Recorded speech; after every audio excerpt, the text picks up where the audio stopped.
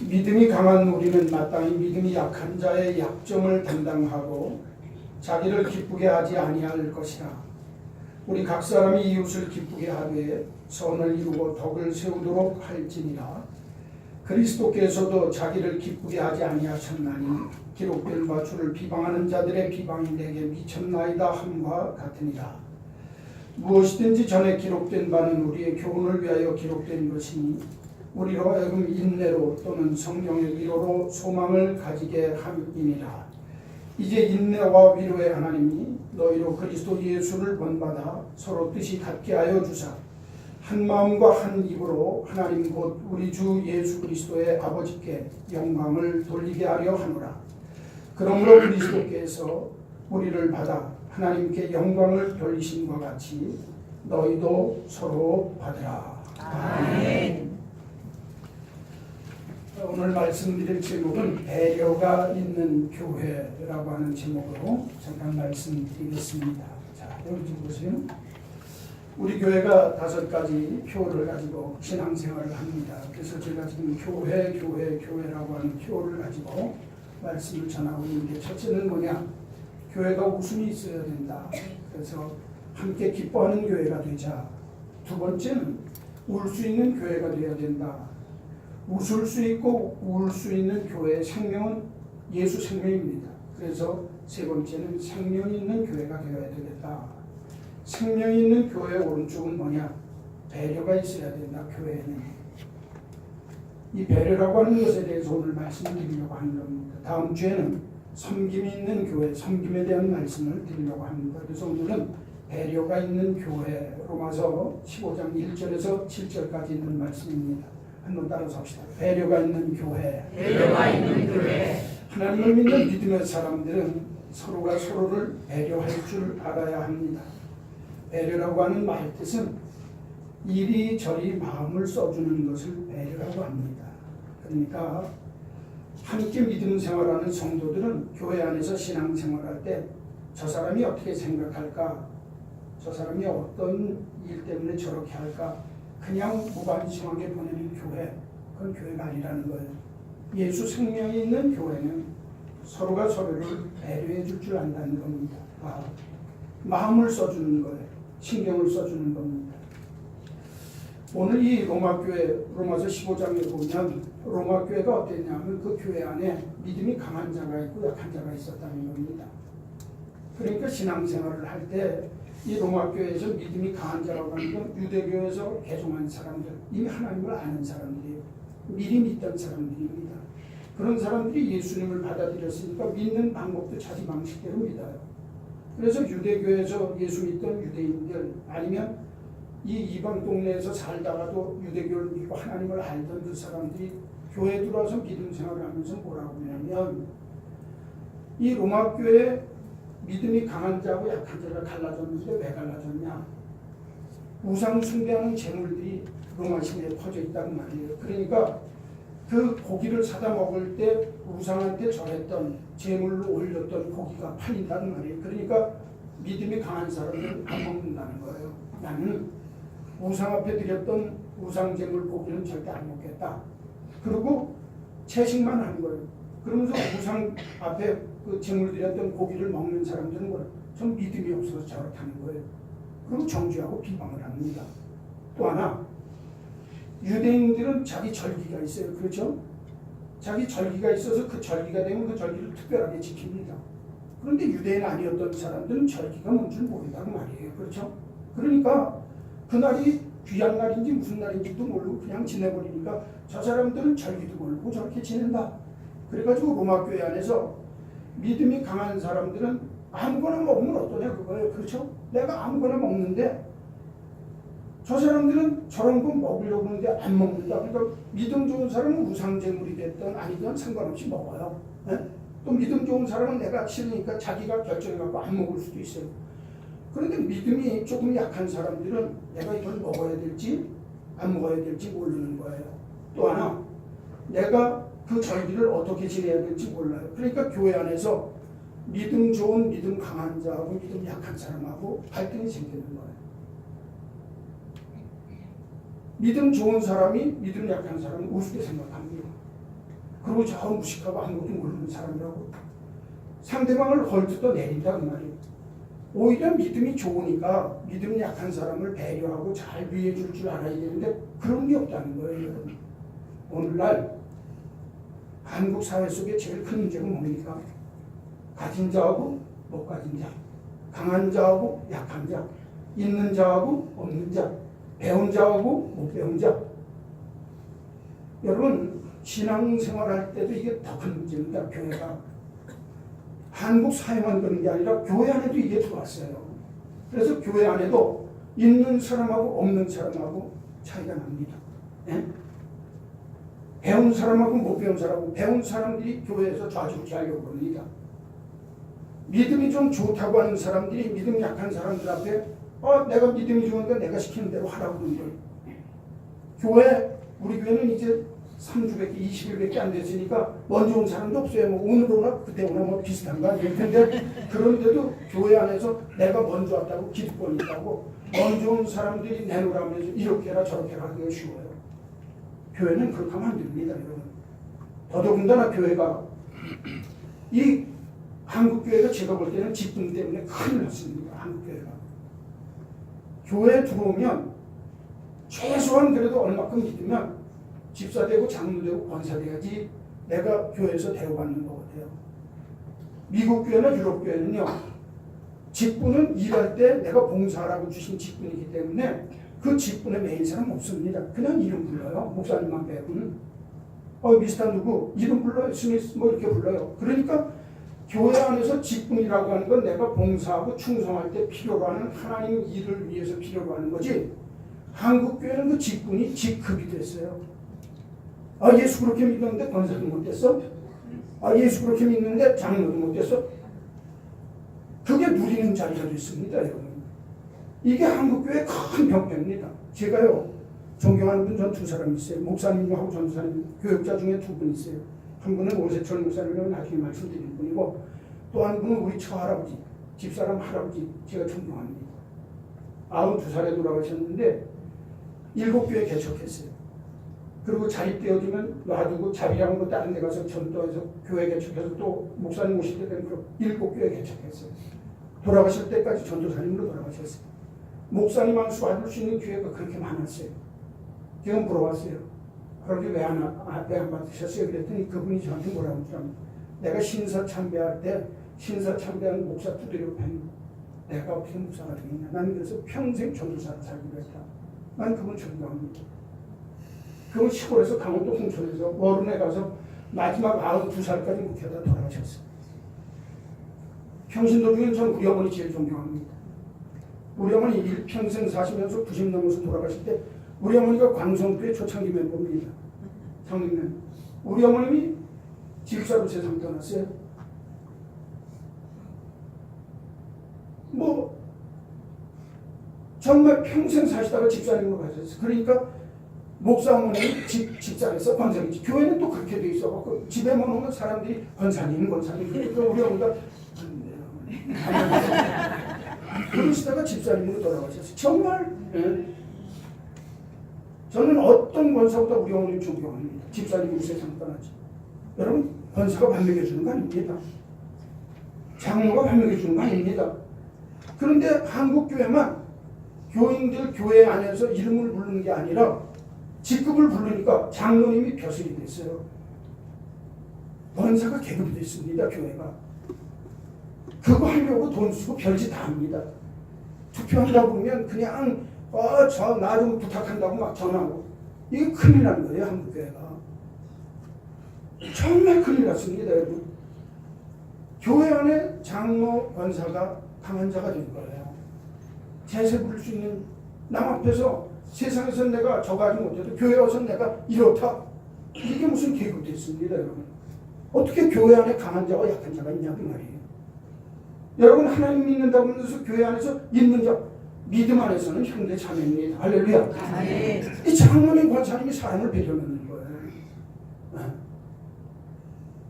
저는 정말 그래서 제가 여러분 주보에 보시면 알지만 기도하는 사람 뒤에 교회 직분내가 안 씁니다. 자기가 하나님 앞에 기도하는 거지 김인숙 권사가 기도하는데 권사가 기도하는 게 아니라 김인숙이가 기도한다고 말이에요. 그래서 제가 안 쓰는 거예요. 그래야 되는 거 아닙니까? 예배당 안에서 믿는 사람이 한 형제 자매란 말이에요. 근데 강한 자, 약한 자, 있는 자, 없는 자, 배운 자, 못 배운 자, 세상에 있던 게 그대로 교회로 들어오면 그게 무슨 교회냐고 말이에요, 여러분.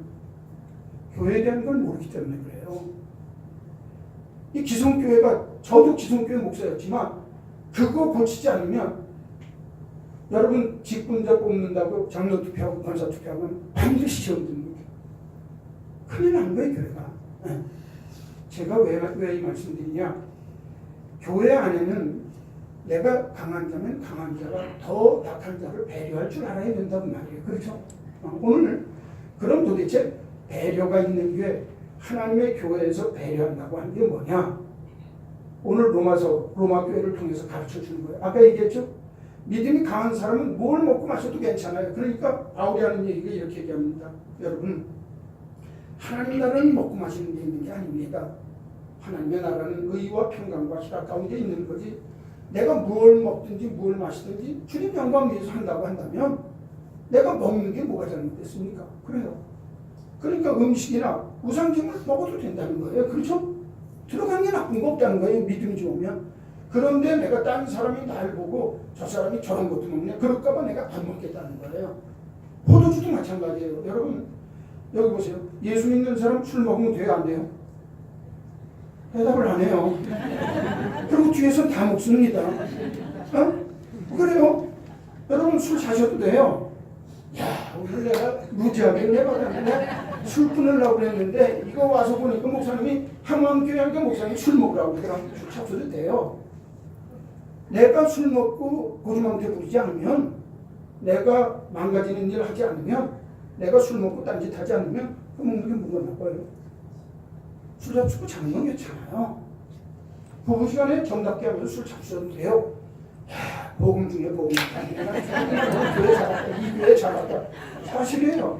그러나 내가 포도주를 바울이 얘기했나? 포도주 안 마시겠다는 거예요.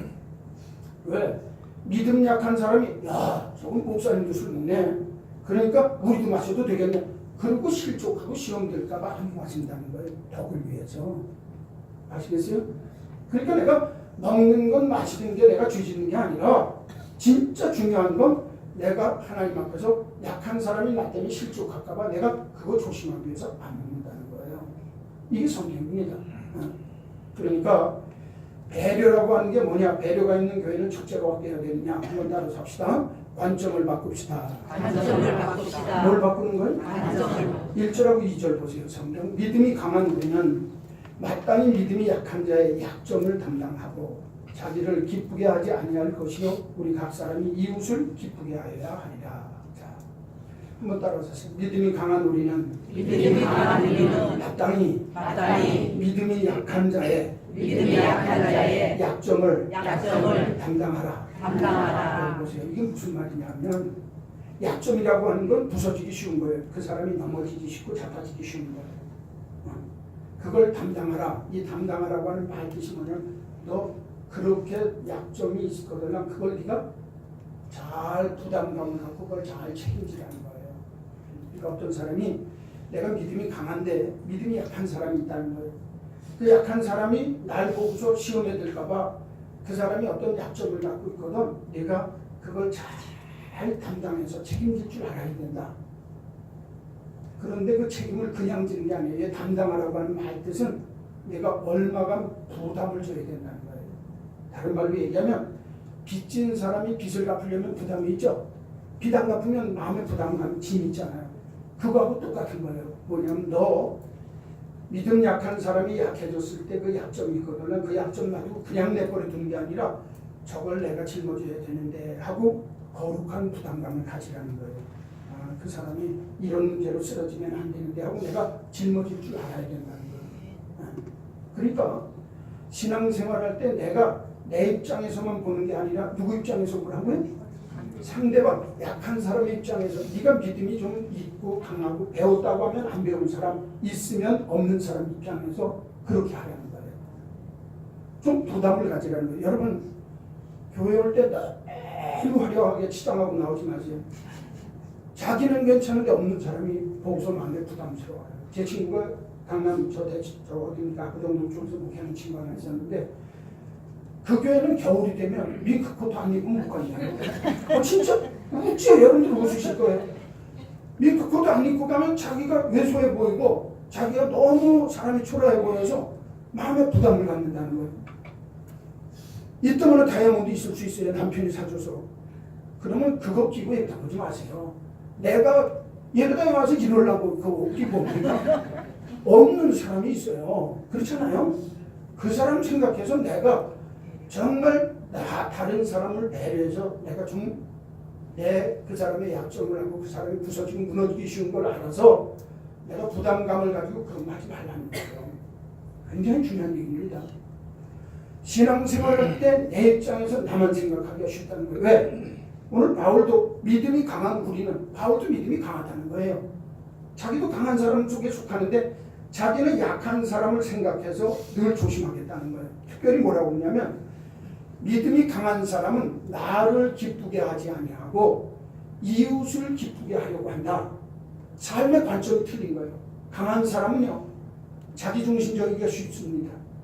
이기적이기가 쉽습니다. 그렇죠? 왜 그래요? 내가 알거든요. 내가 잘하거든요. 내가 익숙하거든요. 내가 가졌거든요. 내가 배웠거든요. 그러니까 강한 사람은 말 안 해도 강한 사람이에요. 그리고 어떤 일을 할 때 이렇게 해라 저렇게 해라 하기 쉽습니다. 그죠? 정말 그래요. 제가요 순례기 목사였을 때 여자분들이 중간에 나가는데 속 터져요. 아니 난 설교인데 벌떡 일어나서 가는 거예요. 뭐 저런 여자가 다 있나. 나는 아들만 우리 누님이 나 태어나기도 전에 장가갔고 시집갔고 그 다음에 형님들 속에서만 남자들 사이에서만 살아갔고 우리 어머니는 뭐 나이가 뭐 50에 전나셨으니까 그러니까 여자들이 왜 나가는지를 몰랐어요. 제가 마음 편해요. 결혼해보고서도 몰랐다니까 제가 정말 철이 그렇게 없었어요. 그리고 어떤 사람이 용서하시고 계세요. 여기는 모자 쓰신 분 두 분이나 있는데 모자를 썼어요. 저 버르장머리 없이 모자를 썼네. 그래서 저 젊었을 때 모자 벗어요 그랬어요. 정말로 그랬어요. 제가 예배당 와서 저렇게 건방지게 한다고 사정이 있을 수 있어요. 그렇지 않아요? 예? 입장만 바꿔놓고 보면 내가 강자니까 강단에 섰으니까 그렇게 얘기할 수 있더라고요. 왜? 누구 입장에서만? 목사 입장에서만 생각하니까. 이게 큰 문제예요. 강자는요 자기중심적으로 생각할 수밖에 없어요. 내가 손해보는 건 누구나 다 예수님이면서 하기 싫어요. 이기적으로 생각하기가 쉽습니다. 그런데 성경은 뭐라고 해요? 너를 기쁘게 하려면 안 된다는 거예요. 네가 관점을 바꿔서 나를 기쁘게 하는 게 아니라 내 이웃, 너를 생각할 줄 알고 너를 귀하게 볼 줄 알아야 그게 배려한다는 거예요. 관점이 바뀌어야 된다는 거예요. 네가 아니라 너로 바뀌어야 된다는 거예요. 이게 신앙의 굉장히 중요한 점입니다. 내가 강한 자면 약한 자의 입장에 서보는 거예요. 나는 몰랐는데 그런 사람이면 그럴 수 있겠다. 입장을 바꿔놓고 사는 거예요. 한번 따라서 합시다. 역지사지. 입장을 바꿔놓는 거예요. 이게 성경입니다. 그게 배려예요. 그런데 이렇게 배려를 하려고 하면 내가 네 입장에서 보려고 하니까 너를 잘 알아야 돼요. 그래서 배려하는 사람은 세심하게 관찰할 줄 알아요. 오늘 예배당에 처음 오신 분이 계세요. 그렇죠? 예? 그러면 내가 예배당에 처음 와서 어디 앉아야 될지를 몰라요. 그럼 찾아 들어가서 이쪽에 앉으시면 좋겠습니다. 얘기해주면 그분이 얼마나 편하네요. 그죠? 나도 초짜 때는 그랬다. 너 한번 해봐. 교회가 그렇게 하면 되냐고 말이에요. 여러분. 그러면 안 된다는 거 배려가 아니라는 거예요. 잘 모를 수 있어요. 모르니까 그랬지. 그렇죠? 그 사람을 세심하게 관찰을 해야 내가 그 사람에게 배려를 베풀 수 있어요. 입장을 바꿀 수 있어요. 그 사람의 얘기를 잘 들어봐야 이걸 경청이라고 해요. 세심하게 관심을 갖고 관찰할 뿐만 아니라 볼 뿐만 아니라 그 사람 얘기를 들어야 입장이 바뀌어서 그럴 수도 있겠다. 그렇죠? 그렇게 되는 거예요. 또 하나 더 중요한 건 내가 세심하게 관찰하고 그 다음에 잘 들어주는 것도 중요하지만 내가 이해를 하는 거예요. 처음 왔으니까 잘 모르니까 믿음이 작으니까 그 사람 그렇게 생각할 수 있겠다. 없으니까. 그 사람 오해할 수 있겠다. 못 배웠으니까. 그러면 배운 사람이 이해를 해야지 못 배운 사람이 어떻게 이해를 합니까? 있는 사람이 없는 사람을 포용해 줄 줄 알아야 돼요. 강한 자가 약자를 품에 안을 줄 알아야 돼요. 이게 배려예요. 그러니까 언제나 생각을 바꿔갖고 관점을 내가 내 입장에 서서 나를 기쁘게 하는 게 아니라 너를 기쁘게 하는 것이 이게 배려로구나 하고 내 입장, 내 관점, 내 보는 눈을 바꾸는 게 배려하는 첫 번째 일이라는 거예요. 바울이 하는 얘기가 뭐냐? 너 믿음이 강한 자냐?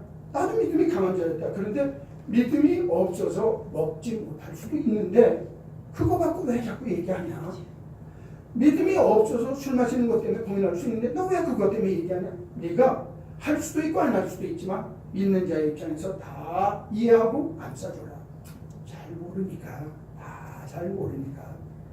교회 처음 왔으니까 이제 처음 신앙생활 하니까 부족하더라도 그냥 하느라는 거예요. 이게 배려예요. 더우니까 졸립잖아요. 그래서 얘기 안 나게 할게요.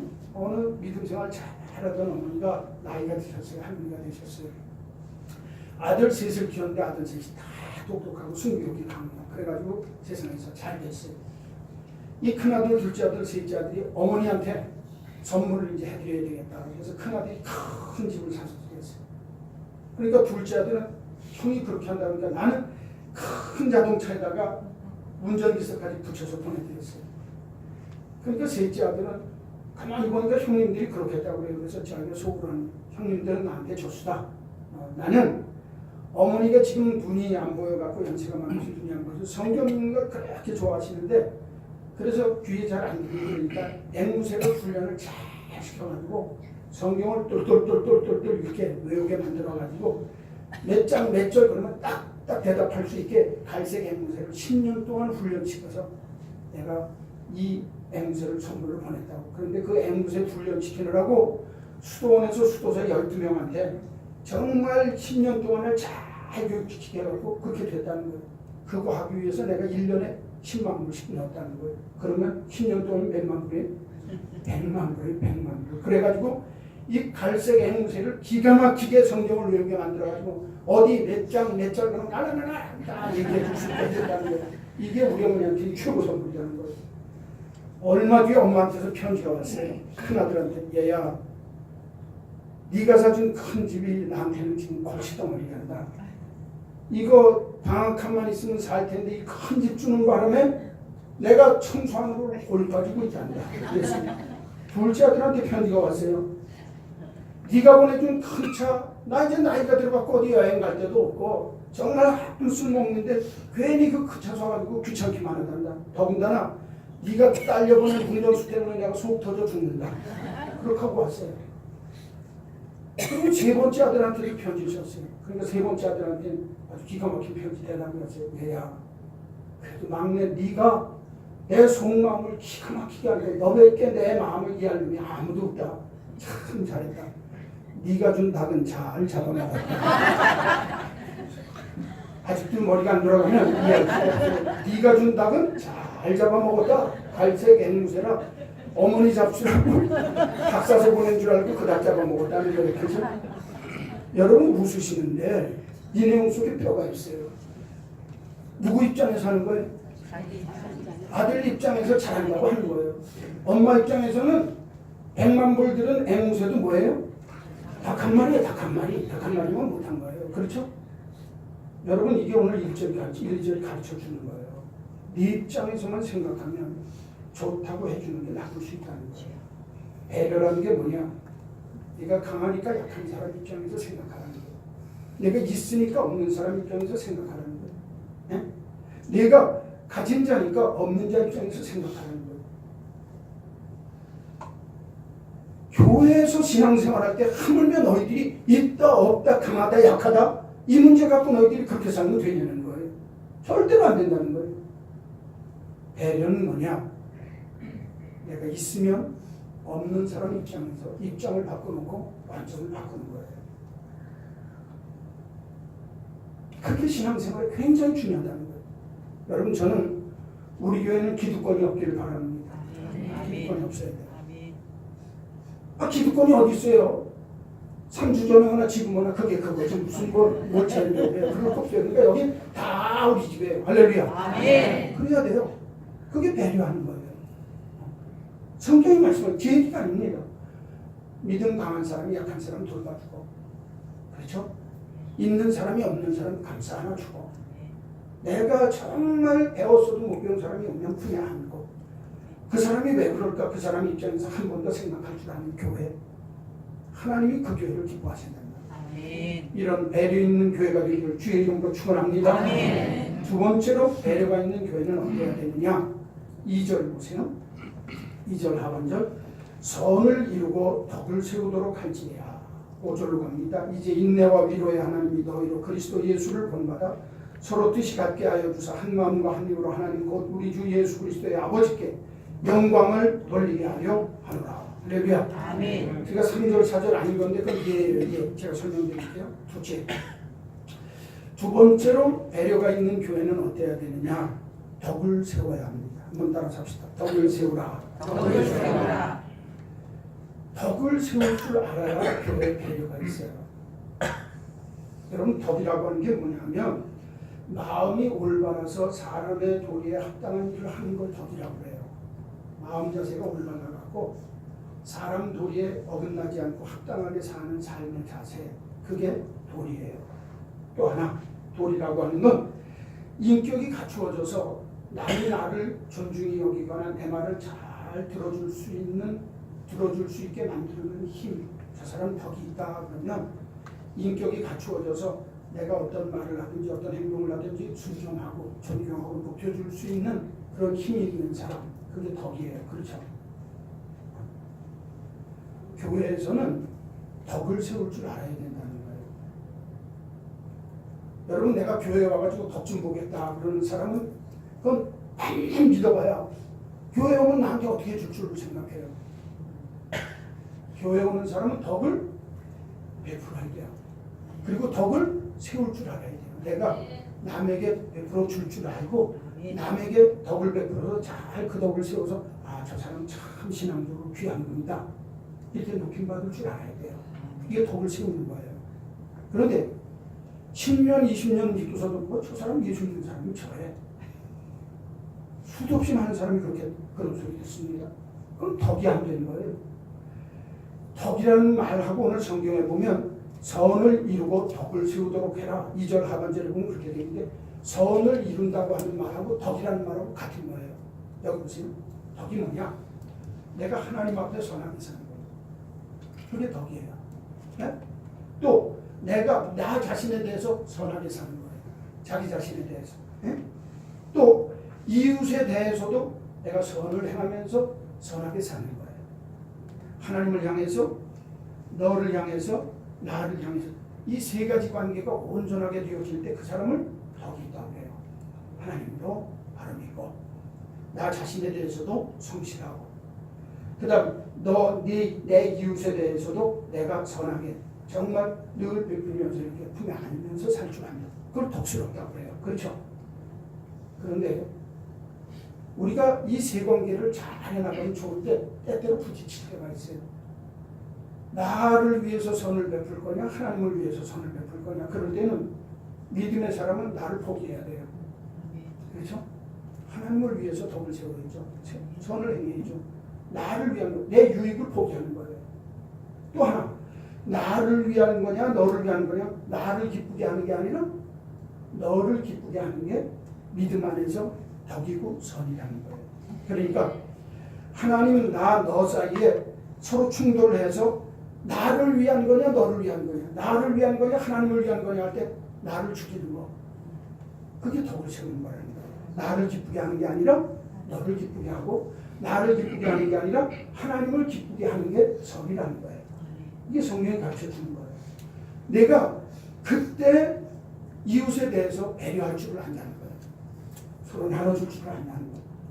그런데 그렇게 살다 보면 성경이 말씀하기는 뭐라고, 내가 선을 이루고 덕을 행하다 보면 예수님이 비방을 받은 것처럼 너도 비방받을 수 있다는 거예요. 그게 3절입니다. 절 보세요. 설명 제가 할 테니까. 예수님이 비방받을 게 아무것도 없는 분이에요. 그런데 허물이 없는 분인데 누구 때문에? 나 때문에, 우리 때문에 그 허물 뒤집어 쓰고 싶다고 해서 죽으셨어요. 십자가가 배려의 총괄적인 모범적인 사건이에요. 십자가는 배려입니다. 십자가는요, 널 위해서 예수님이 죽으신 거예요. 날 위해서 죽으신 거예요. 손해보는 거예요, 손해보는 거. 그러니까 네가 덕을 세우면서 배려하기 위해서 삶을 살다 보면 너 손해 좀 보고 비방도 받을 수 있다. 그 말이에요. 무슨 얘기인지 알겠어요? 내가 손해봐야 남이 덕 보는 거예요. 덕을 세우려면 너 손해볼 때 좀 손해보라는 거예요. 예수 믿는 사람 절대 똑똑해갖고 손해 안 보려고 그래요. 그렇죠? 보험사에서 나와서 아주 기급팔색을 한답니다. 권사님들, 집사님들, 장로님들, 목사님들이 왔다 가면 그 다음번에 들어눕는다는 거예요. 교인이 와갖고 뭐라고 하면 그 들어놓으면 돈도 많이 받는데 아주 기급팔색을 한다는 거예요. 병원에서, 보험회사에서. 정말로 그래요. 이해가 빠르거든요. 야사 빠르거든요. 이해 타산이 빠르단 말이에요. 이게 헛똑똑입니다. 예수 믿는 사람이 정말 주님 앞에 덕을 세우기 위해서 네가 손해가 돼도 좀 하려는 거예요. 할렐루야. 이게 성경이에요. 또 비방받을 것이면 내가 주의 일을 하고 이웃 위해서 하다가 비방받을 게 있으면 좀 해가 돼도 그 일 한번 하라는 거예요. 또 하나, 인내와 성경의 위로로 소망을 얻게 하려 하는 분을 알미니라. 이전에 기록된 것들에 의해서 그게 뭐냐면 구약 성경에 보면 하나님이 인내와 위로를 통해서 하나님의 소망을 이루는 역사를 내가 봤다. 그러니 너희들 인내와 소망의 하나님이 그리스도를 본받아서 너희들이 한마음 한뜻으로 하나님한테 영광을 돌리면서 이웃을 위해 살려고 한다면 너희들이 인내와 소망의 하나님처럼 위로의 하나님처럼 참을 줄 알아야 된다는 거예요. 한번 따라서 합시다. 덕을 세우려면 참을 줄 알아야 돼요. 참을 줄 알아야 한다. 참을 줄 알아요. 손해도 보고 두 번째는 뭐도 하고 좀 참을 줄 알아야 하는 거예요. 오늘 성경 말씀이 그거예요. 너 인내하고 참을 줄 알아야 내가 그 사람이 약한 사람이 강하게 될 때까지 좀 기다려야 그 사람이 바르게 되어지는 거 아니냐. 그러니 내가 강한 자로 약한 자, 믿음이 약한 자, 없는 자를 생각할 때는 좀 참을 때 참을 줄 알고 기다릴 때 기다릴 줄 알아라. 또 하나, 정말 어렵고 힘들고 없는 사람, 막 믿음이 약한 사람은 그냥 넘어지려고 그럴 때 그냥 내버려 두지 말고 내가 위로하라는 거예요. 격려하라는 거예요. 여러분, 성령을 뭐라고 그러죠? 보혜사라고 해요. 들어보셨죠? 교회 다니는 사람들은 한번 따라서 합시다. 보혜사 성령. 보혜사 성령. 보혜사라고 하는 말 뜻이 뭐냐면 위로하는 자, 격려자라는 거예요. 성령님은 옆에서 내가 힘들고